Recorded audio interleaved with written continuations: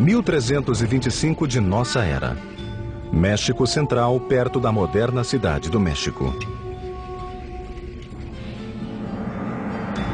Uma jovem ainda adolescente celebrava seu noivado.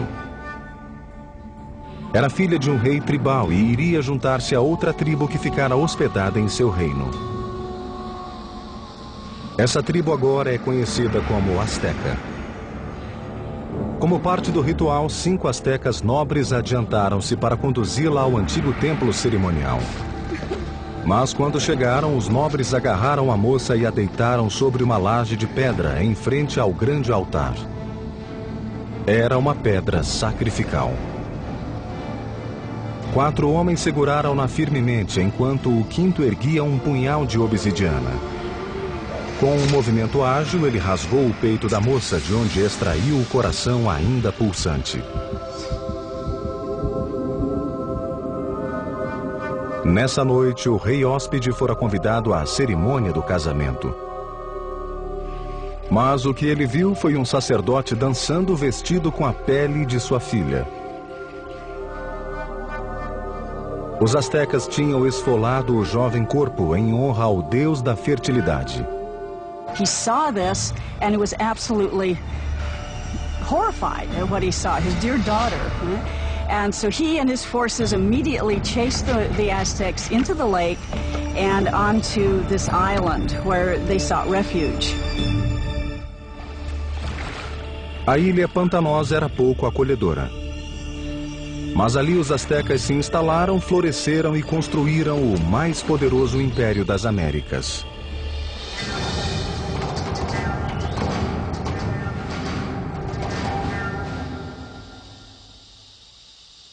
Hi, I'm Peter Weller. When I think of the Aztecs, I think of an elegant people with beautiful skin and flamboyant headdresses of many colors, and I think of floating cities and a terrific song by Neil Young about Moctezuma and Cortez.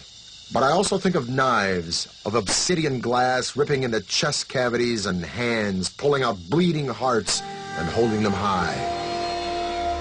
Most of the Aztec sacrifices were performed in a temple atop a stone pyramid like this one. The Aztecs felt that without these offerings, the sun would literally cease to rise and the universe would die.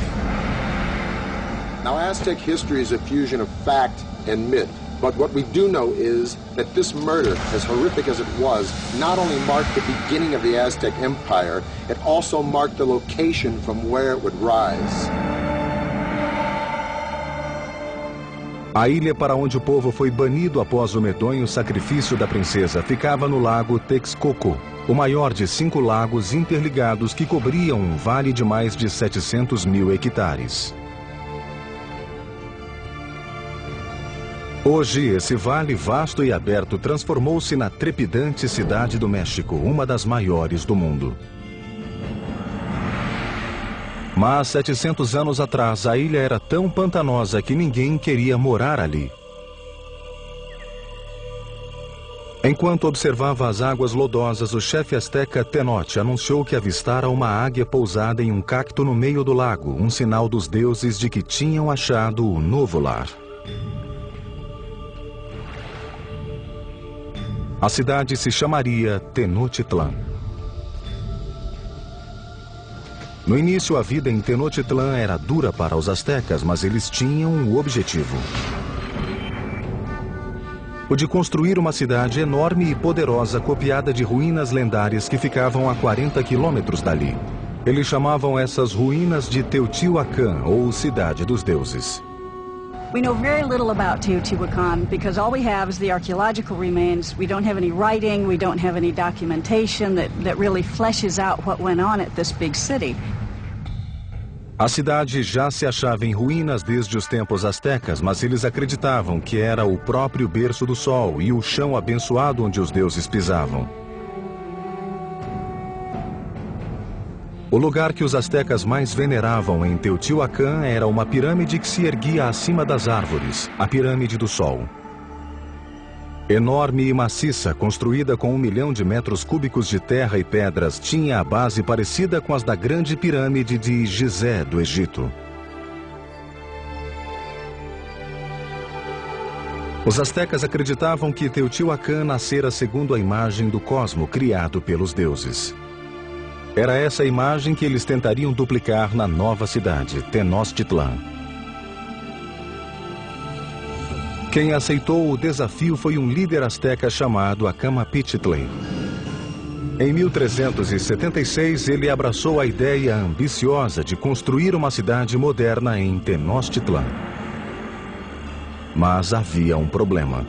The swampy islands that they took over needed a lot of work. When they started to build anything, it would begin to subside. Simplesmente não havia fundação que se aguentasse de pé. A solução asteca revolucionaria a arquitetura das Américas. Começaram ancorando profundamente as fundações com um sistema de pilares de madeira.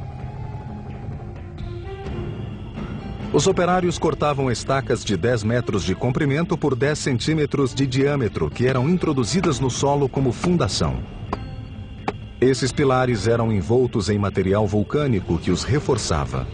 Assim, os pedreiros tinham confiança para levantar paredes no topo dessa base.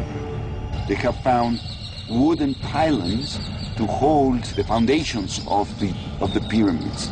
The fact that it didn't sink or the fact that it didn't just topple, I think that's a major feat of engineering. Tenochtitlan was an island city, but the lakes surrounding it were very shallow, sometimes only 7 feet deep. The whole thing looked like a giant metroplex floating on a pond. Originally, the only way to get from this floating city to the mainland was by boat. But the Aztecs eventually devised a series of causeways, sometimes 45 feet wide, that would connect their floating city to the mainland provinces. The causeway was supported by strong wooden pilings, the same pilings that supported their temples and other buildings. Thousands of these pilings had to be driven deep into the lake bed, and this presented a logistical challenge that could only be met by a strong, skilled labor force and the best of Mesoamerica's engineers. Para construir um elevado, 2 fileiras de estacas eram cravadas. O espaço entre elas era preenchido com pedras e terra para ficar vários centímetros acima da água. Com isso, o elevado podia aguentar enormes pesos. These causeways were built very straight, they were very wide, with bridges that would open up that connected the city to the north, to the west, and to the south. Os elevados permitiam aos astecas transportar materiais pesados de construção. Mas novos desafios surgiram. There were no beasts of burden in Mesoamerica, so everything had to be done with humans. No carts, no wheel. Pequenas cargas eram levadas nas costas com uma faixa que se prendia à testa. Volumes pesados como blocos de pedra ou esculturas eram arrastados por numerosos trabalhadores que puxavam cordas e rolavam troncos. Reza a lenda que uma pedra de templo requeria 50.000 homens para descê-la das montanhas do continente e arrastá-la através dos elevados até chegar à cidade. Os elevados proporcionaram aos astecas outra maneira de transportar água fresca para Tenochtitlan. No passado, eles eram forçados a ir buscar água do continente em canoas.